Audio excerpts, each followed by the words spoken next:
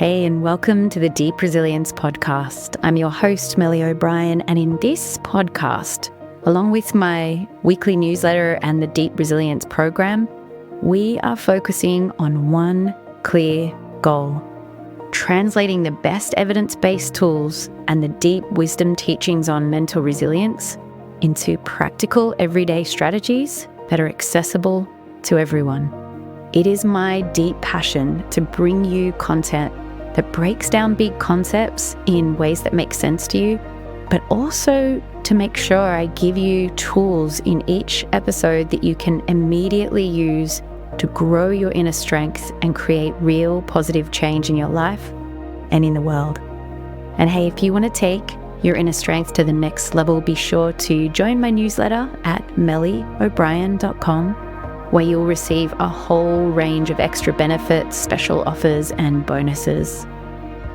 Let's dive in now to today's episode.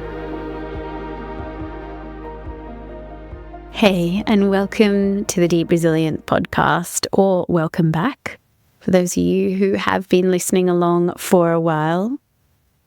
So in this podcast, we're exploring ways to meet life's challenges with the best of who we are, with mindfulness, with empowerment, with compassion, with strength. And so today I'm going to talk about something that we all experience from time to time. And that is sadness. Sadness can arise in many moments of life for many different reasons. It could be a time of loss, disappointment, or perhaps a moment of setback. And when it does, our natural reaction for many of us is to want to push this emotion away. There's many different ways that we might try to do that. We try to distract ourselves, numb ourselves, or just ignore the sadness.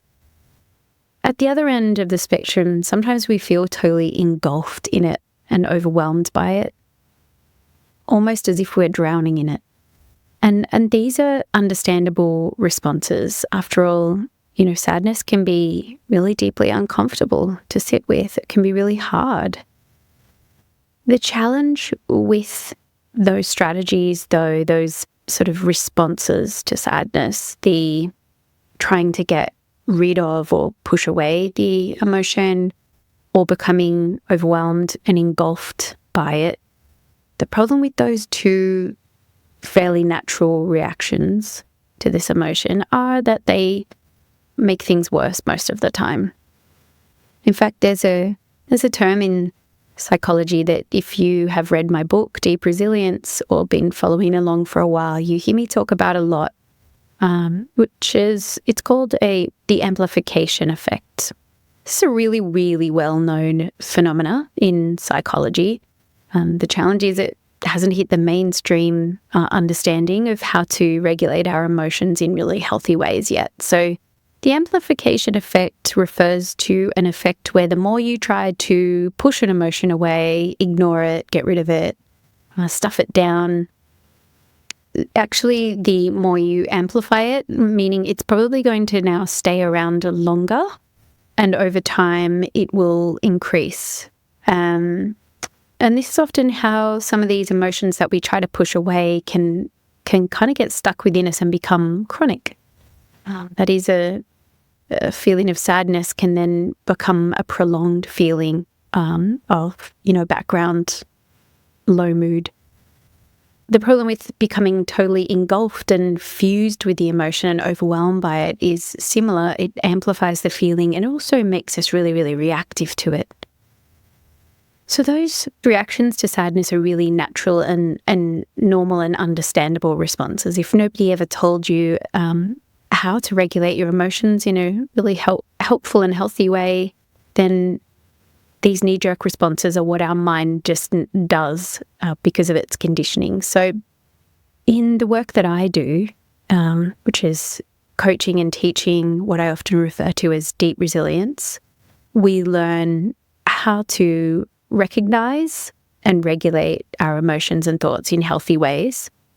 But one tip that I'd like to give you today to try is I'm going to give you a short practice. So what if instead of struggling against your sadness, you were able to meet it with presence and care and a kind of inner confidence and steadiness? What if instead of treating it like an enemy, we treated it like an ally? When we stop resisting difficult emotions and bring mindful awareness to them instead, what happens is we create inner space, a space for self-compassion, a space for soothing, and a space for listening to what that emotion might have to teach or show us. Then we can stop reacting to the emotion and start responding to it in a more healthy, calm, and clear way. So there's a practice that I want to give you today that is a little bit of a tip for how you can start to shift your relationship to sadness when it emerges, so that you are finding more ease and finding more steadiness and finding more comfort with the emotion when it arises, and also being able to take in some of the wisdom and act on some of the wisdom that it may have. So the next time you feel sadness arise, I'm going to invite you to do this very simple practice. First, take a mindful breath in, and we can try this together in a moment. And then you're going to complete these 3 sentences, either mentally on paper or out loud. I feel, I need, I will. So let's walk through this example together and then we'll give it a try. Step 1 is I feel. So this is where you're going to name the emotion, and you're going to do this with an attitude of kindness towards the emotion. So instead of trying to push it away, we're going to gently acknowledge it. So in the example of sadness, you would simply say to yourself mentally, I feel sadness. So by naming the emotion, you create a little bit of inner space, and you remind yourself that it's natural and normal to feel sadness. We all feel sadness in the flow of our lives at some point. Step 2, I need. Now, the invitation is to gently explore what might be underneath the sadness. May there be an unmet need in the mix. So you could ask yourself, for instance, to answer this question, what am I longing for? What would support me right now? For example, if you're sad because you miss your family or friends, you might say in this step, I really need more connection in my life. If you feel regret after an argument you had with your spouse, you might say to yourself in this step mentally, I need to make amends. If you're grieving a loss at this moment, when you do this practice, you might say to yourself mentally, I need kindness and patience with myself as I grieve this loss. Okay, so I feel sadness. I need more connection in my life. Okay, so we're searching here to see if there's an unmet need or a longing that the sadness might be also pointing to, getting clear on the source of the sadness. Step 3, I will. So in this step, you're going to invite your focus towards taking an empowered action step towards meeting that need that you just mentioned in step 2. For instance, if you said, I need more connection in my life, when you say I will, it might be I will call a loved one tonight. So you're doing something kind towards yourself to meet that need. If you said in step 2, I need to make amends, you might say in this step, I will reach out and apologize. If you said, you need kindness and patience with yourself as you grieve the loss, you might say, I will give myself the time to rest and increase my self-care. So those are the 3 steps: I feel, I need, I will. So let's listen to what that sounds like all together in one of these examples. I feel sadness. I need more connection in my life. I will call a loved one tonight.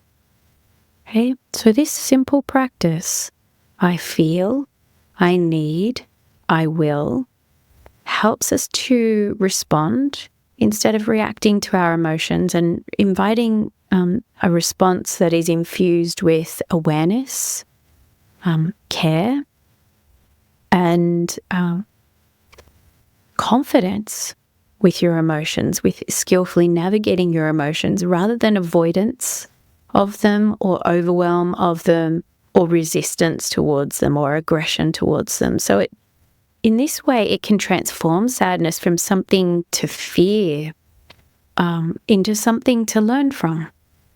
So the next time sadness visits, try meeting it with this more mindful approach. I feel, I need, I will, and let the sadness gently guide you towards what you need, and let your response be one of kindness, strength, and wisdom. Thank you for being here in this community. Thank you for your practice. I hope that this particular practice is really helpful for you.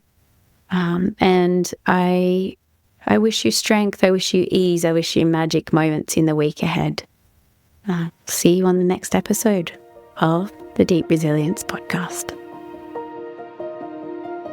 If you know someone who you think might benefit from listening to this episode, share it with them. Sharing it could really help them to feel better and improve the quality of their life.